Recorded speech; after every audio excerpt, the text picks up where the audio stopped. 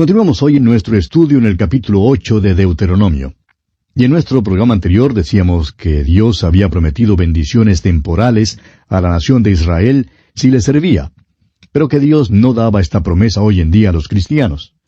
Existe la noción desequilibrada de que si usted es fiel, Dios le prospera con cosas terrenales.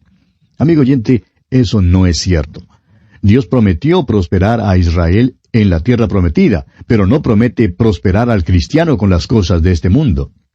Ahora sabemos que hay cristianos que, como comerciantes, tienen mucho éxito.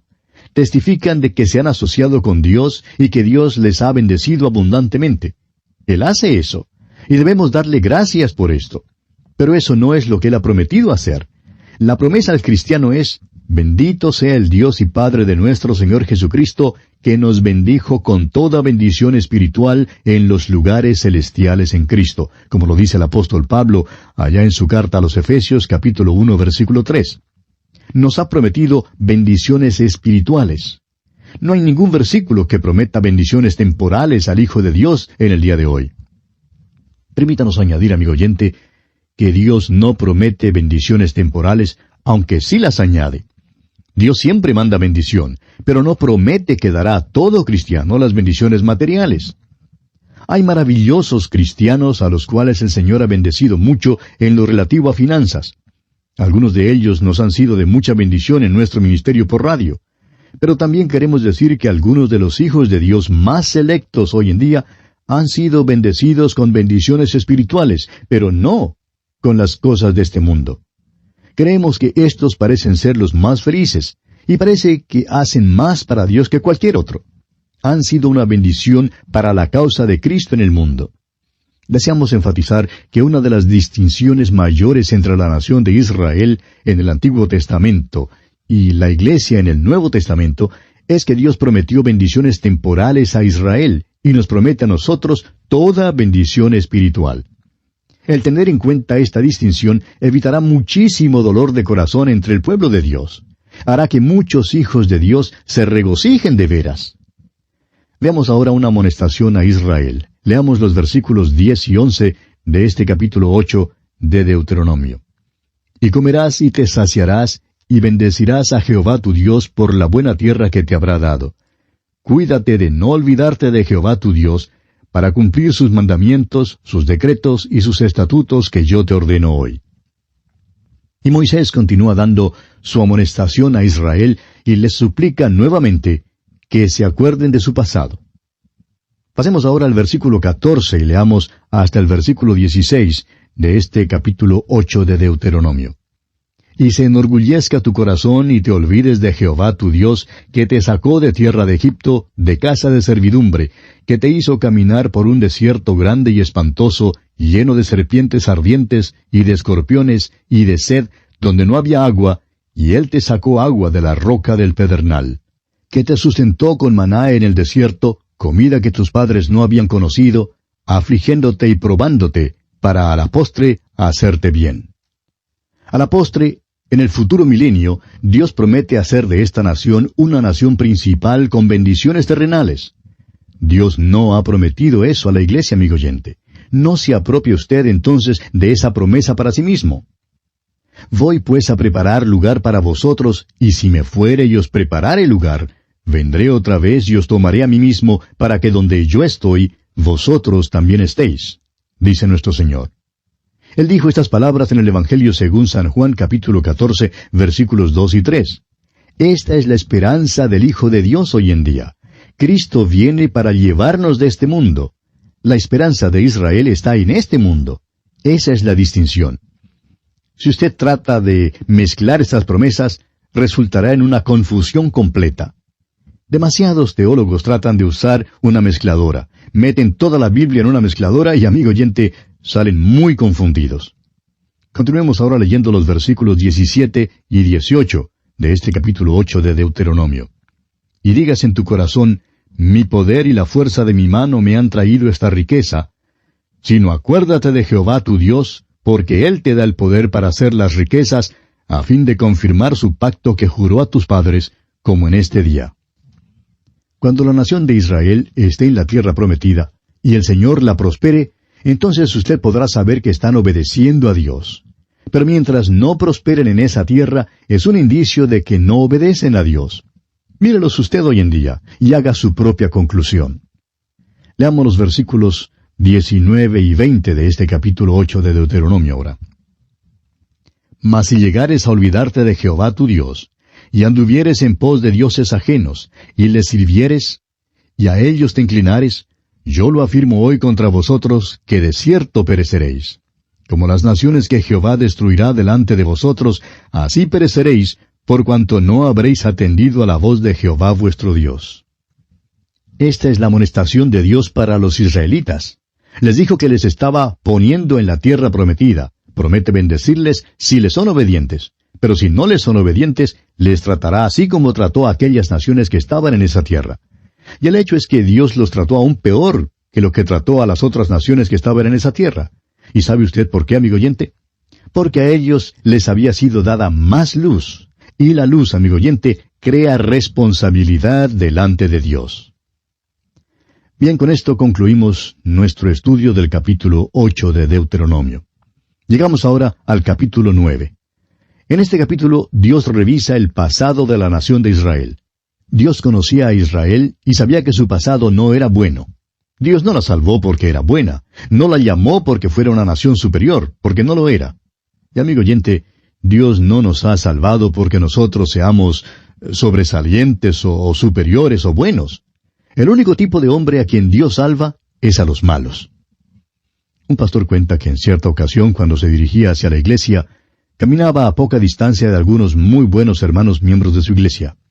Atravesaban un parque frente a la biblioteca, cuando un vago se acercó a los hermanos que iban adelante y les pidió una limosna, pero ellos no le dieron nada, lo cual estaba bien porque se les había advertido siempre en la iglesia que era mejor enviar a tales hombres a un lugar que hay, dedicado especialmente para ayudar a hombres como este.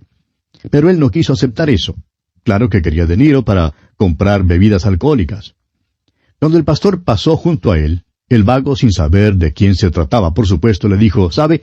El problema con esa gente que acaba de entrar en esa iglesia es que se creen mejores que los demás». El pastor le contestó entonces, «¿Sabe?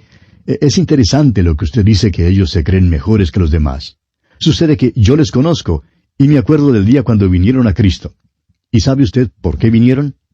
El hombre miró al pastor con una expresión de sorpresa, mientras el pastor continuó diciendo, «Vinieron porque no se creían mejores que los demás. Francamente, ellos creían que eran peores que los demás. En efecto, ellos creían que eran pecadores y que necesitaban un Salvador.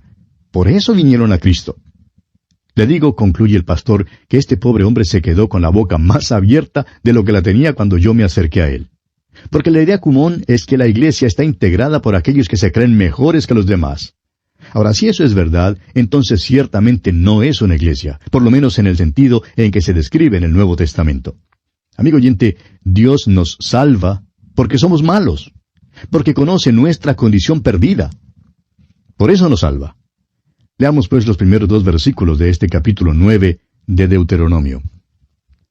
«Oye Israel, tú vas hoy a pasar el Jordán para entrar a desposeer a naciones más numerosas y más poderosas que tú, ciudades grandes y amuralladas hasta el cielo, un pueblo grande y alto, hijos de los anaseos, de los cuales tienes tu conocimiento, y has oído decir, ¿quién se sostendrá delante de los hijos de Anac? Dios da un informe en cuanto a la tierra, el cual es peor que el informe que dieron los espías al volver ellos de la tierra. Dios conocía la tierra y sabía quiénes estaban en ella. Sin embargo, Dios les había mandado a que entraran. Pero habían rehusado entrar porque no creyeron a Dios. Dios sabía que los residentes allí eran gigantes. Él sabía todas las dificultades. Pero Él había prometido entrar en la tierra con ellos. Fue Martín Lutero quien dijo, «Uno con Dios constituye una mayoría». Y amigo oyente, si usted está con Dios, usted está con la mayoría. En realidad, los cristianos pertenecen al grupo minoritario aquí en este mundo. Pero hay algo que el mundo no sabe. Con Dios somos mayoría. Uno con Dios constituye una mayoría.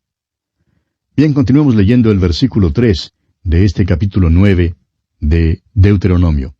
Entiende pues hoy que es Jehová tu Dios el que pasa delante de ti como fuego consumidor, que los destruirá y humillará delante de ti, y tú los echarás y los destruirás enseguida, como Jehová te ha dicho. Es Dios quien los expulsará de la tierra. Dios es el dueño de esa tierra. Él es el creador. Tiene derecho a hacer esto. Dios es el soberano creador. Nosotros somos simplemente las criaturas. Continuemos ahora con el versículo 4. No pienses en tu corazón cuando Jehová tu Dios los haya echado de delante de ti, diciendo, por mi justicia me ha traído Jehová a poseer esta tierra, pues por la impiedad de estas naciones Jehová las arroja de delante de ti. Dios está echando fuera las otras naciones porque son naciones perversas. Pero no es que Dios esté poniendo una nación justa en la tierra, y Dios clarifica esto. Leamos el versículo 5 y también el versículo 6. No por tu justicia ni por la rectitud de tu corazón entras a poseer la tierra de ellos, sino por la impiedad de estas naciones Jehová tu Dios las arroja de delante de ti, y para confirmar la palabra que Jehová juró a tus padres Abraham, Isaac y Jacob. Por tanto, sabe que no es por tu justicia que Jehová tu Dios te da esta buena tierra para tomarla, porque pueblo duro de cerviz eres tú. ¿Sabe usted, amigo oyente, que Dios no le salva a usted ni me salva a mí porque somos buenos? Somos pecadores. Él nos salva por amor a Cristo y no por amor a nosotros. Cristo murió para salvarnos y Dios estuvo de acuerdo para salvarnos en Cristo.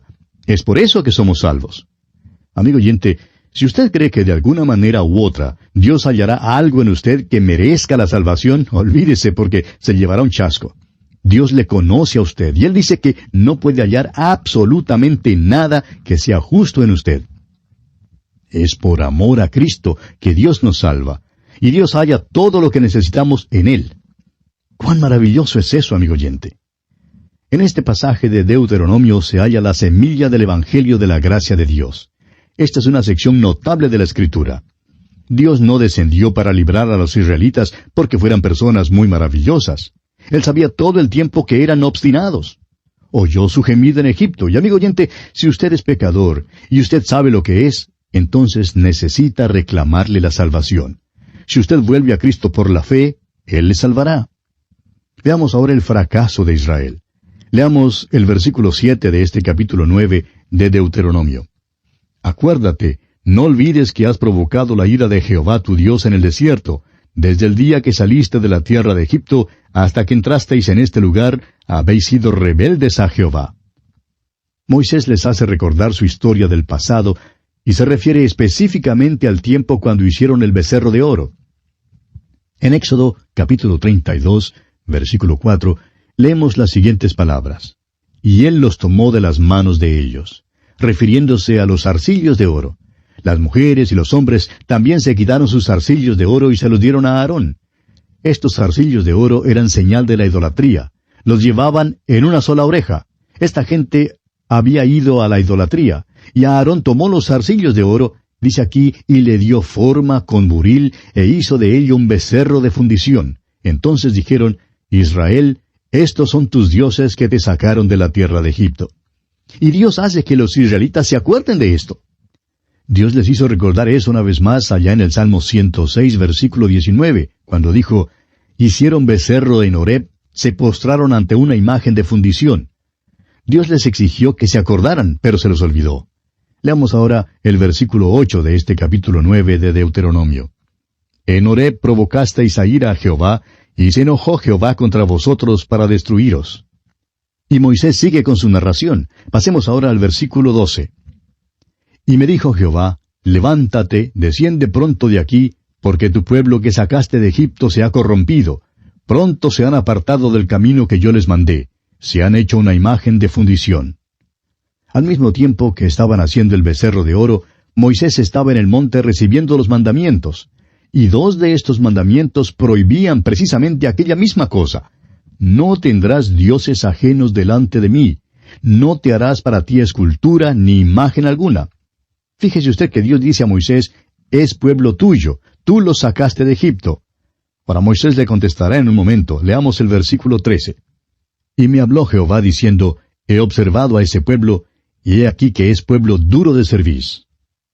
El Señor repite estas palabras muchas veces. Sabía todo el tiempo que Israel era un pueblo duro de cerviz, y nos conoce a nosotros también, amigo oyente, a usted y a mí.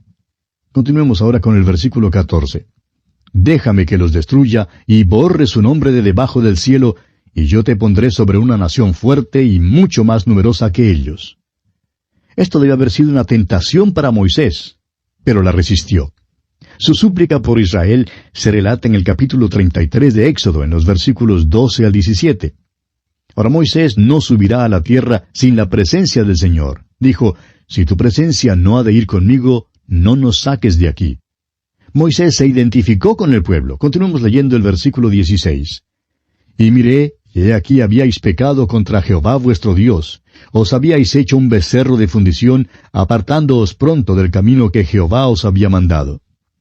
En aquel mismo momento, cuando Dios les estaba dando los 10 mandamientos, ellos se apartaban de él, y al mismo tiempo decían que le iban a obedecer. Suponemos que a la gente le sea posible fingir más en cuanto a la religión que en cuanto a cualquier otra cosa.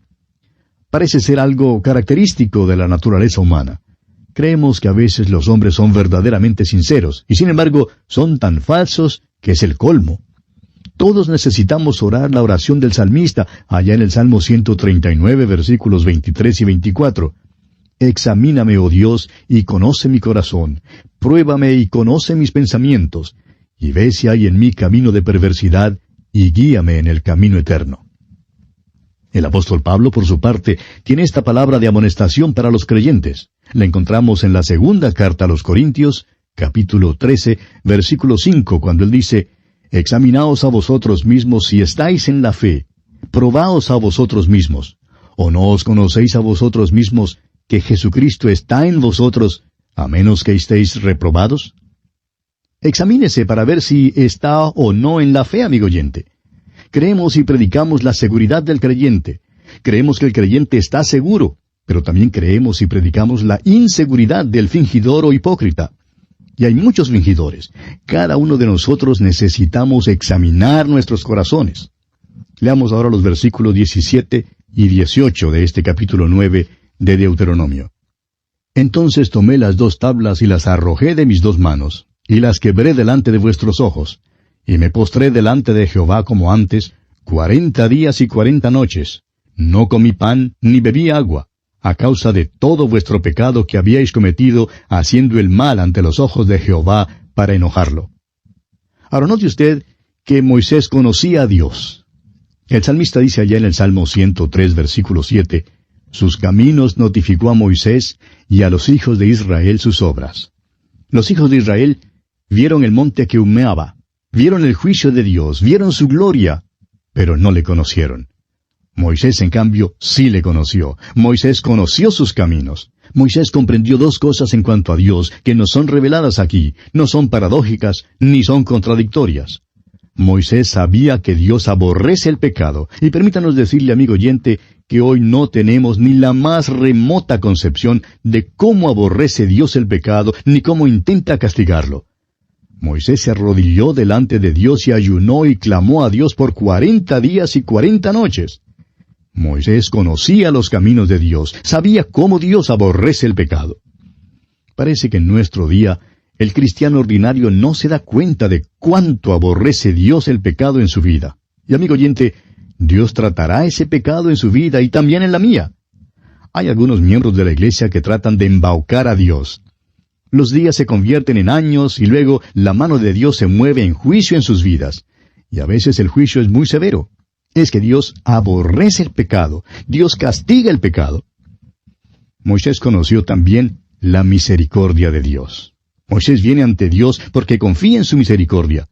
Dios castigará el pecado, pero amigo oyente, nosotros no comprendemos cuán maravilloso es Él. Él es tan bondadoso, extiende misericordia al pecador. Le ha extendido su misericordia a usted, de eso estamos seguros. Yo sé que a mí me ha extendido su misericordia, y de la misma manera el Señor extendió su misericordia a Moisés y a Israel. Y bien, vamos a detenernos aquí por hoy, amigo oyente, porque nuestro tiempo ya ha concluido. Continuaremos, Dios mediante, en nuestro próximo programa, con este estudio del capítulo 9 de Deuteronomio. Será pues, hasta entonces, que el Señor le bendiga abundantemente.